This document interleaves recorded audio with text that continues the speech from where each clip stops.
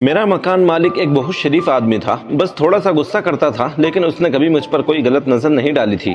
आज भी वो किराया मांगने आया था, क्योंकि हमारे ऊपर पिछले कई महीनों से किराया चढ़ा हुआ था। आज भी हमारे पास उसे देने के लिए पैसे नहीं थे, इसलिए मैंने बहुत सोच समझकर किराए से बचने के लिए ये खेल खेला था और झूठ बोलकर उसे अपने घर के अंदर ले आई। और मैंने उससे कहा कि आज मैं आपको आधा किराया दे दूंगी। पहले तो मुझे मना करने लगा, लेकिन मैंने उसे जबरदस्ती घर के अंदर बुला लिया। उसे पता नहीं था कि मेरी माँ मेरे घर पर नहीं है और मैं इस वक्त घर पर अकेली हूँ। वो बेचारा तो अनजाने में ही मार खा गया। मेरे बार बार कहने पर वो अंदर आ गया और मैंने मौका देखकर बिस्तर पर लगी चादर को खींचकर फेंक दी और अपने बालों को बिखेर लिया और फिर बहुत तेजी के साथ अपने कपड़े और आस्तीन को फाड़ दिए। उसके तो दिमाग में भी कुछ ऐसा नहीं होगा कि मैं इतनी घटिया हरकत करूंगी। मैं उसे पैसे देने के बजाय अपने घर और अपने आप को बिखेर दिया था, क्योंकि मुझे लगा था कि इस तरह से हमारी जान छूट जाएगी। मेरी हरकत से वो बहुत ज्यादा डर गया था और हैरानी से मुझसे पूछ रहा था कि ये तुम क्या कर रही हो। इससे पहले वो मेरी हरकत को समझ पाता, मैंने ऐसा हंगामा मचाया कि उसे कुछ समझने और भागने का मौका ही नहीं मिला। छोटा सा मोहल्ला था और यहाँ पर सबके घर एक दूसरे से लगे हुए थे। मेरी हल्की सी चीख पड़ी, आसपास वाले सब लोग घर के बाहर इकट्ठा हो गए। वो मकान मालिक बहुत गुस्से से मुझे घूर रहा था और उसके चेहरे का रंग उड़ा हुआ था।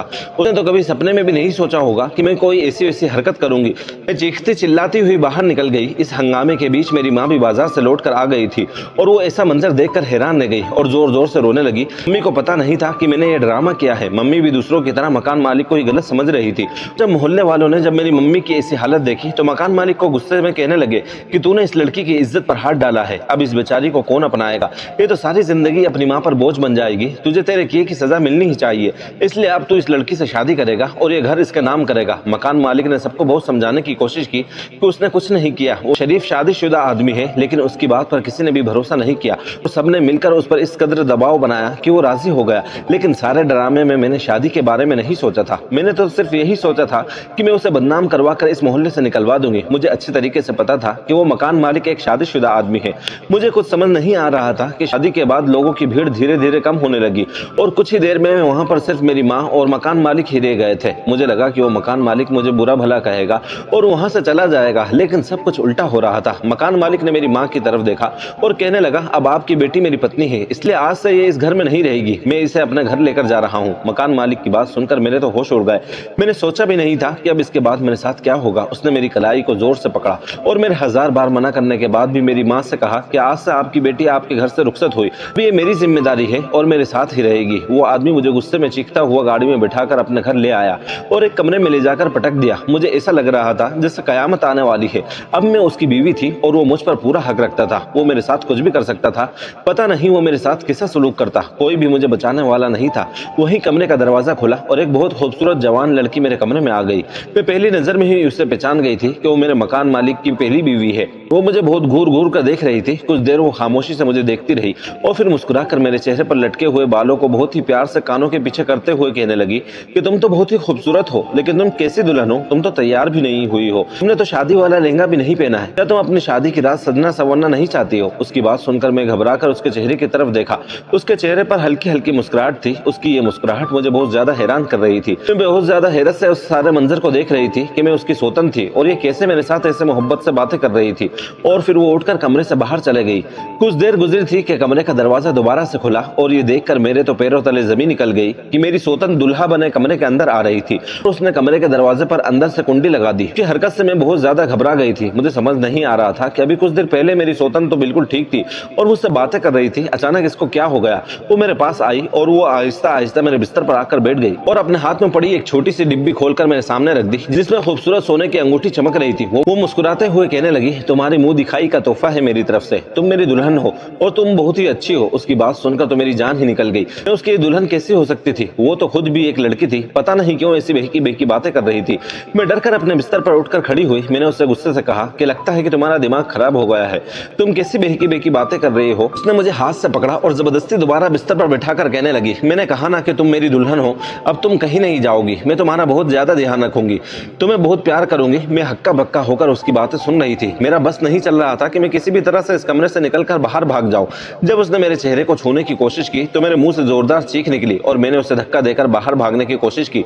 जैसे तैसे मैं उससे छूटकर दरवाजे के पास पहुंची। कुंडी खोलते ही मुझे मकान मालिक रोहन की शक्ल नजर आई। उसे देखते ही मैं बिना कुछ सोचे समझे उसके गले लगकर रोने लगी। पहले तो रोहन मुझे नफरत से देखने लगा और जब फिर उसकी नजर कमरे में बिस्तर पर बैठी अपनी बीवी पर पड़ी तो वो मेरे कमरे में चला गया और अपनी बीवी से पूछने लगा, नव्या तुम यहाँ क्या कर रही हो? कहने लगी कि मैं तो दुल्हा बनी हुई थी, ये गुड़िया मेरी दुल्हन है, हम दोनों की शादी हुई है। रोहन ने नव्या को अपने गले से लगा लिया और कहने लगा, चलो नव्या, हम अपने कमरे में चलते हैं। मैं फटी आंखों से इन दोनों पति पत्नी को देख रही थी। वो दोनों अपने कमरे में चले गए।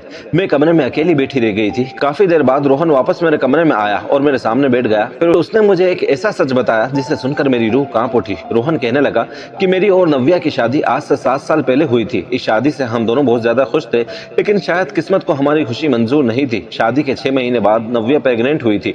हम बहुत ज्यादा खुश थे कि हम माँ बाप बनने वाले हैं, लेकिन 1 महीने बाद ही अचानक से नव्या को मिसकैरेज हो गया और नव्या से ये दुख बर्दाश्त नहीं हुआ। मैंने बहुत ही मुश्किल से उसे संभाला और समझाया कि औलाद तो भगवान की देन है, ऊपर वाला हमें दोबारा औलाद की खुशी नसीब करेगा। समझाने से धीरे धीरे नव्या वापस जिंदगी की तरफ आ गई। इस बात को 3 महीने ही बीते थे कि नव्या दोबारा से प्रेग्नेंट हो गई। इस बार हम दोनों ने बहुत ज्यादा सावधानी बरती, लेकिन किस्मत को शायद हमारा माँ बाप बनना मंजूर नहीं था। 3 महीने बाद फिर से हमने अपना बच्चा खो दिया। दूसरी बार भी ऐसा ही होने पर नव्या पूरी तरह टूट गई। मैं बहुत मुश्किल से उसे संभालता रहा, उसने जीना ही छोड़ दिया था। कुछ महीनों बाद जब ठीक हुई तो भगवान ने हमारी झोली में फिर से खुशियां भर दी। इस बार नव्या प्रेग्नेंट हुई तो सारा दिन खोई बैठी रहती थी, अपनी जगह से हिलती डुलती भी नहीं थी। उसे डर लगता था कि कहीं हमारे बच्चे को कुछ हो न जाए, लेकिन कहते हैं ना कि किस्मत के आगे किसी की नहीं चलती। हमारे साथ फिर से वैसा ही हुआ। इस बार फिर से हमने अपना बच्चा खो दिया।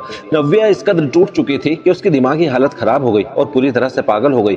कभी वो छोटे बच्चों की तरह खेलना कूदना शुरू कर देती, तो कभी दुल्हा बनकर बैठ जाती, कभी खुद को दूल्हे की तरह तैयार कर लेती, कभी पागलों की तरह चीखने चिल्लाने लगती। पहले मेरे पास पैसों की कोई कमी नहीं थी, मेरे पास अपनी बहुत ज्यादा जमीन जायदाद थी, लेकिन आहिस्ता आहिस्ता नव्या के इलाज के पीछे सब कुछ खत्म होता चला गया और मेरे पास कुछ भी नहीं बचा। मेरा सब कुछ बिक गया। एक दुकान और एक वही घर बच गया था जिसमें तुम और तुम्हारी माँ किराए पर रहते थे। मजबूरन मुझे किराए के लिए तुम लोगों को मजबूर करना पड़ता था, क्योंकि नव्या के इलाज पर बहुत ज्यादा पैसे खर्च हो रहे थे और मेरे पास इतने पैसे नहीं थे। इसलिए ना चाहते हुए भी मैं बार बार तुम लोगों के दरवाजे पर किराया मांगने आ जाता था।